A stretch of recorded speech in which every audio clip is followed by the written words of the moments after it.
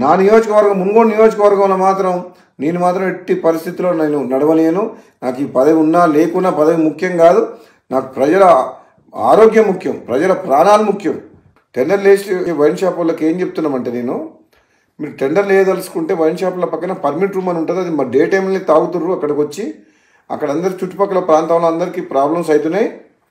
అక్కడ permit room అనేది ఉండదు మా మున్గోడులో, మేము నడవలేము అని చెప్పినాం. అలౌ చేయను. నేను ఎమ్మెల్యేగా ఉన్నంత వరకు ప్రజల ప్రాణాలు ప్రజల ఆరోగ్యమే నాకు ఇంపడి తప్పితే ప్రజల జీవితాలతో ఆడుకునే ఎవరు ఏ పని చేసినా ఎట్టి పరిస్థితుల్లో ఒప్పుకునే ప్రసక్తే లేదు. ఊరు బయట ఉండాల్సిన వైన్ షాపు ఊరు సెంటర్లో ఉంటుంది. బెల్ షాప్లోకి అమ్మొద్దంటే మళ్ళీ దొంగసాటుగా బెల్ షాప్లో అమ్ముతుండ్రు. అది అమ్మొద్దో చెప్తున్నా. ప్లస్ మళ్ళీ వీళ్ళందరూ వైన్ షాపులు అందరూ కలిసి సిండికేట్ అవుతుండ్రు. సిండికేట్ అవ్వడం వల్ల ఏమవుతుంది, రేటు పెంచి అమ్ముతుండ్రు, డూప్లికేట్ అమ్ముతుండ్రు.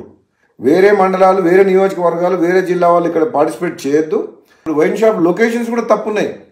టౌన్లో, సెంటర్లో, పబ్లిక్ ప్లేసెస్లో పెట్టిండ్రు. అది ఊరు బయట పెట్టాలి వైన్ షాప్. అసలు తప్పకుండా ఈ మున్గోడుతో పాటు తెలంగాణ రాష్ట్రంలో ఈ ఎక్సైజ్ పాలసీని సమీక్షించి ఈ ప్రజల ఆరోగ్యం ఖరాబ్ చేసేది కాదు, ప్రజల ఆరోగ్యం మెరుగుపరిచే విధంగా మనం ఏ విధంగా ప్రభుత్వం పనిచేయాలనో ఆలోచన